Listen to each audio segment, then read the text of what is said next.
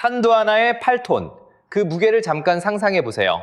중형 승용차 5대를 그대로 합쳐서 지하 100m 콘크리트 벙커 위에 마하 10속도로 꽂아 넣는 겁니다.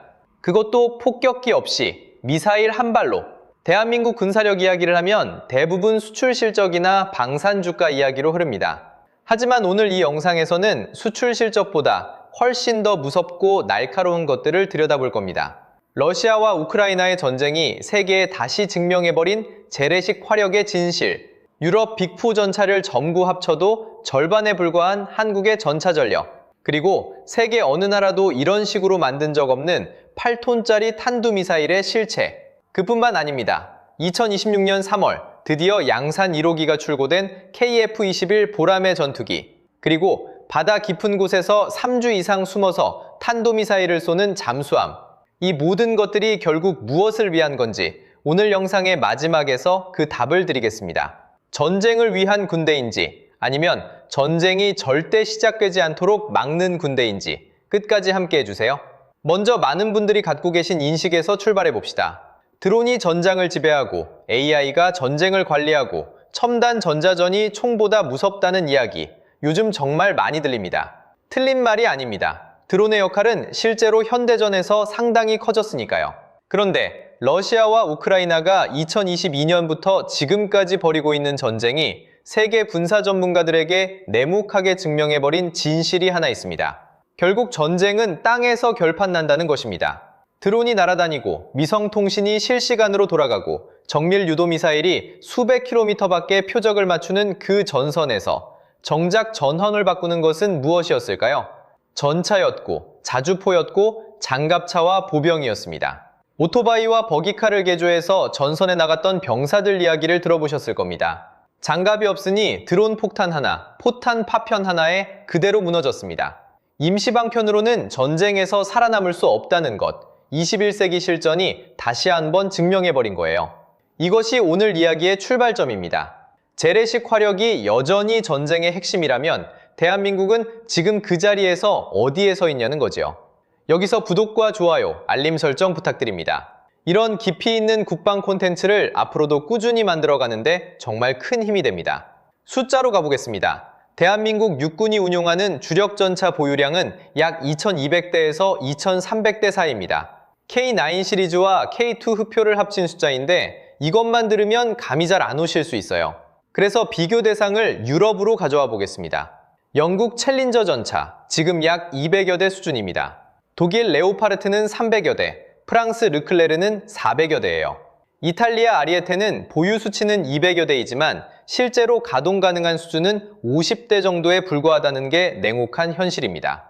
이 네 나라, 유럽의 빅4인 영국, 프랑스, 독일, 이탈리아의 주력 전차를 전부 더하면 약 1000대입니다. 대한민국이 혼자서 그 2배가 넘는 전차를 운용하고 있다는 뜻이에요. 그것도 K2 흡표처럼 세계 최고 수준으로 평가받는 3.5세대 전차를 앞세워서요. 그런데 재미있는 사실이 하나 있습니다.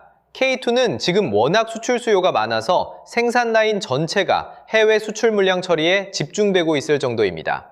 폴란드가 총 1000대 규모의 K2 도입 계획을 확정했고 페루도 2025년 말 계약을 체결했어요. 한국이 세계 최고의 전차를 만든다는 건 이제 단순한 홍보가 아니라 시장이 증명하고 있는 사실입니다. 이 K2의 실력을 가장 직관적으로 보여주는 에피소드가 있어요. 아랍에미리트에서 있었던 일입니다. 무기 시연 행사에서 프랑스 르클레르 전차가 2.5km 거리의 표적을 정밀 타격하는 데 성공했습니다. 유럽 명품 전차의 자존심을 제대로 보여주는 순간이었죠. 그런데 바로 옆에 서 있던 한국 K2 르쿄는 2배인 5km 거리의 표적을 정확히 관통했습니다. 아랍에미리트 측이 당연히 물었겠죠. 유효 사거리가 얼마냐고. 한국 측의 답이 이랬습니다. 국내 훈련장이 2.5km짜리라 그 거리에 맞게 훈련을 해온 거고요. 원래 더 멀리 맞출 수 있습니다. 그 자리에 있던 모든 관계자들이 말을 잃었다고 합니다. 유럽 최고 전차의 2배 거리를 마치 일상인 것처럼 타격해버린 전차. 화포로 넘어가 보겠습니다. K9 자주포는 지금 세계 자주포 시장의 절반 이상을 혼자 점유하고 있는 베스트셀러예요. 노르웨이, 에스토니아, 폴란드가 도입했고 이집트와 베트남, 그리고 세계 최대 규모 육군을 보유한 인도까지 선택했습니다. 독일 자주포 PZH-2000은요? 맞아요. 독일 자주포도 훌륭한 무기입니다. 성능 자체를 두고 이의를 제기하는 나라는 없습니다. 문제는 납기입니다. 독일 자주포 생산 체계는 7개 이상의 나라로 쪼개어져 분업화되어 있어요. 여기에 노사 파업 리스크까지 더해지면 한 달에 만들 수 있는 수량이 고작 4대, 1년에 48대 수준입니다. 지금 당장 전쟁이 나서 무기가 급한 나라가 독일에 주문을 넣으면 받기까지 6년에서 7년이 걸립니다. 전쟁이 시작됐는데 무기가 7년 후에 온다면 의미가 없죠. 한국은요, 성능은 독일과 대등하거나 일부 분야에서 우월하면서 가격은 절반에서 3분의 1 수준이고 납기는 1에서 2년 안에 해결됩니다. 폴란드가 왜 레오파르트 대신 K2 흡표를 선택했는지, 왜 독일 자주포 대신 K9을 선택했는지 이제 이해가 되시지요? 천무 다연장 로켓도 있습니다. 80km 유도 사거리의 이 시스템은 사우디아라비아, 아랍에미리트, 폴란드, 노르웨이, 핀란드에 수출됐어요. 핀란드가 어떤 나라인지 아시죠? 러시아와 1340km의 국경을 맞닿은 나라입니다. 그 나라가 러시아를 견제하기 위해 선택한 다연장 로켓이 한국산 천무라는 사실, 무엇을 말하는지 명확하지 않습니까? 이제 공군으로 넘어가겠습니다. 여기서부터 이야기가 더 흥미로워져요. 한국 공군은 하이, 미드, 로우 세 층으로 이루어진 전투기 체계를 갖추고 있습니다. 최정점에는 F-35A 스텔스 전투기가 있어요. 레이더에 거의 잡히지 않으면서 적 방공망을 무력화하는 5세대 전투기입니다. 한국이 F-35A 운용을 통해 쌓아온 노하우는 이미 상당한 수준에 이르렀어요.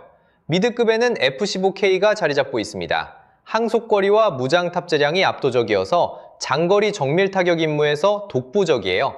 뒤에서 이야기할 타우러스 미사일과 조합될 때 이 F-15K의 진가가 나옵니다. 로우급은 FA-50인데 이 경공격기가 폴란드, 말레이시아, 이라크, 필리핀 등에 수출되면서 K방산의 또 다른 효자가 됐죠. 그리고 2737 PSI 조기경보 통제기가 있어요.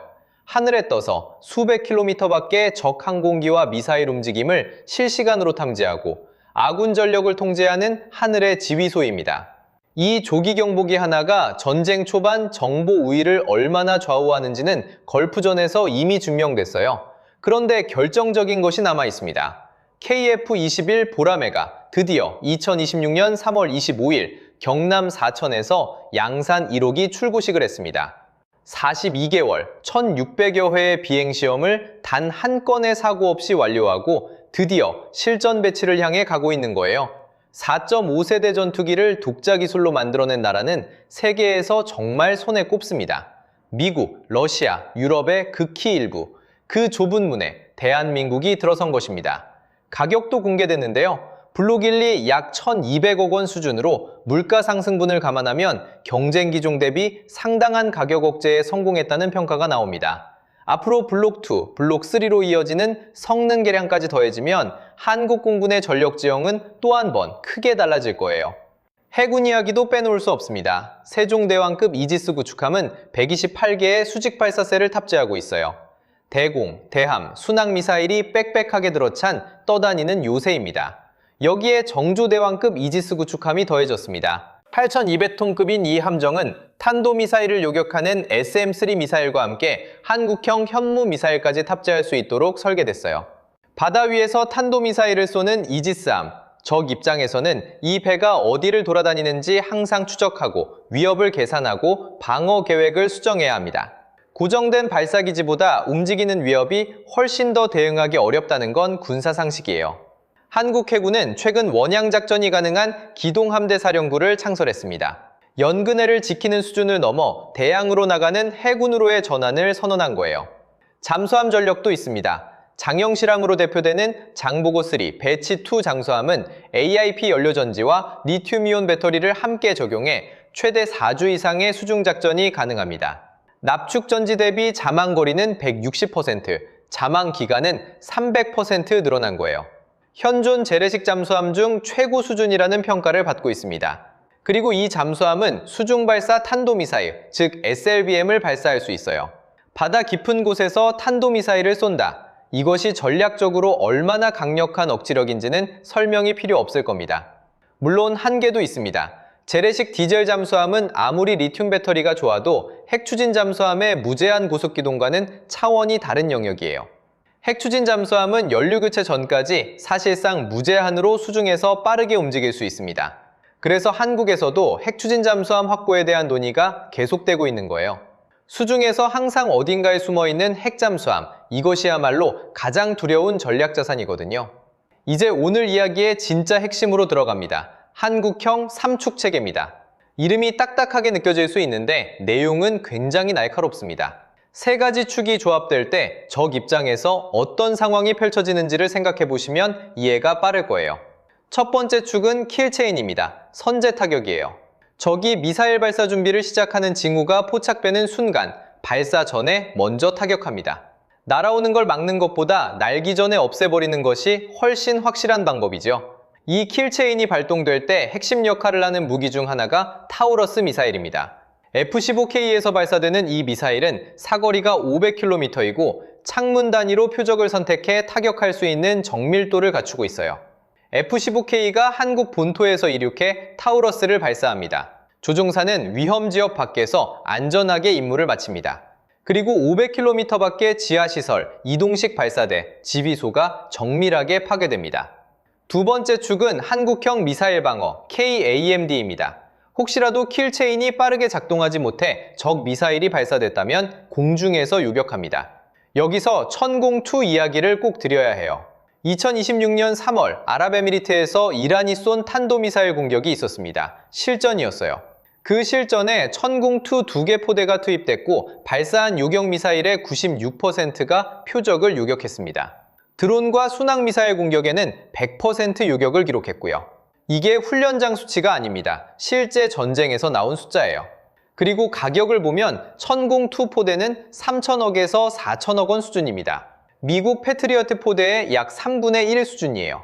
더 싸면서 실전에서 96%를 요격했으니 세계 방공시장이 들썩이는 것은 당연한 일이죠.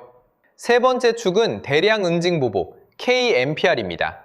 킬체인이 작동 못하고 방어도 뚫렸다면 그 이후에 어떤 일이 일어나는지를 보여주는 겁니다.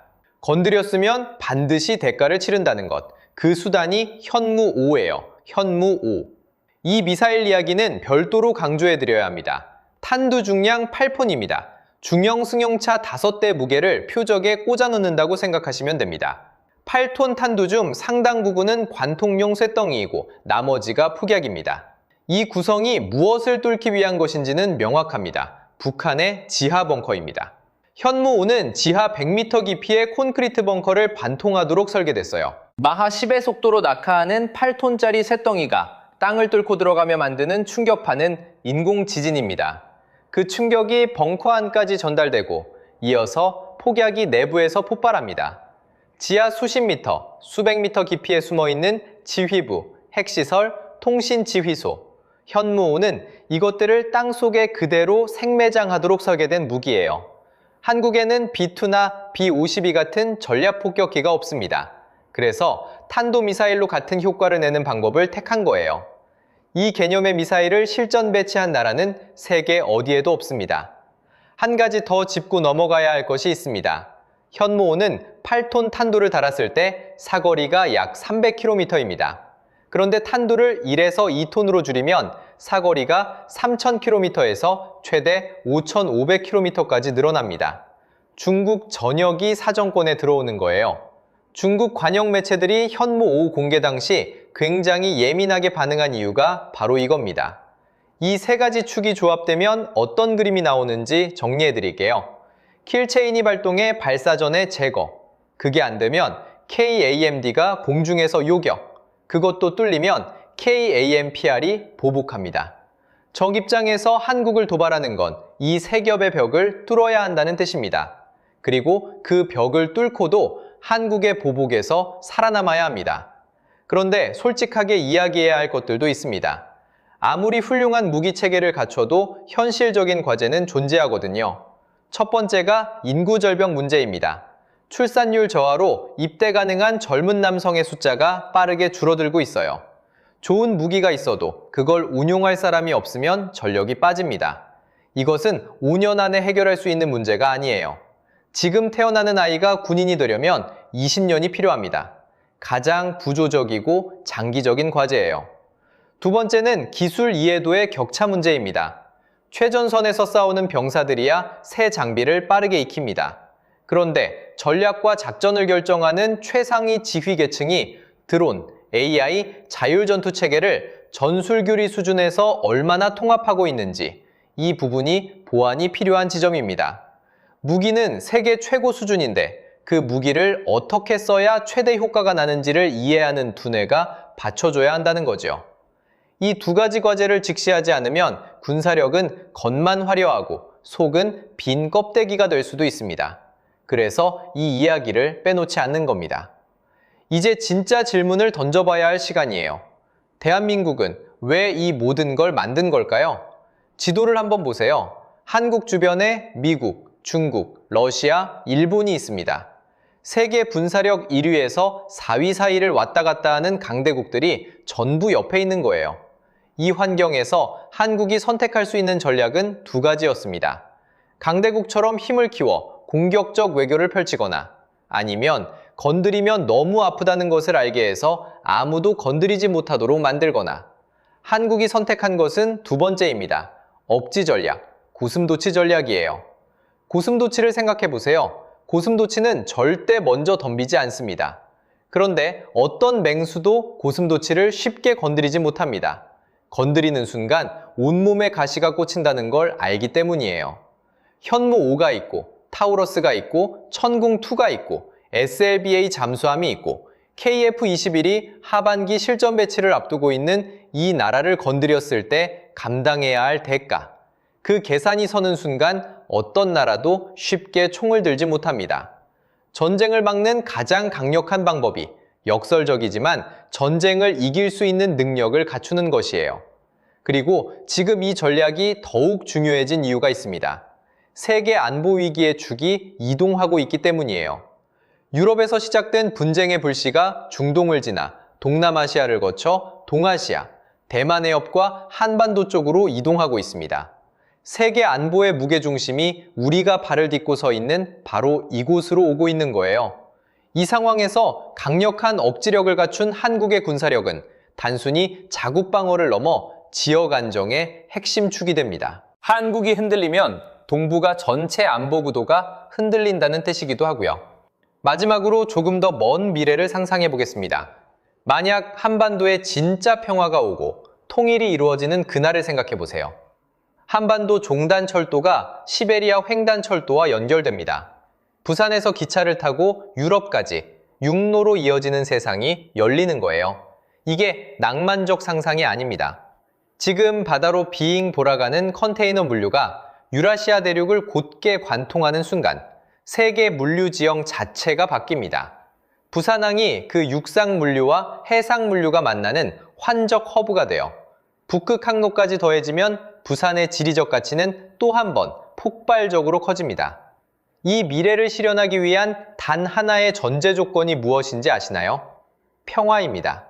그리고 그 평화를 지키기 위한 전제 조건이 바로 지금 이 영상에서 이야기한 억지력입니다.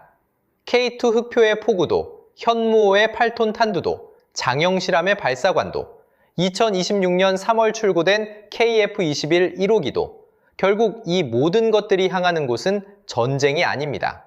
전쟁이 시작되지 않도록 막는 것, 누군가 총을 들려는 생각 자체를 포기하게 만드는 것, 그것이 대한민국 국방력의 진짜 존재 이유입니다.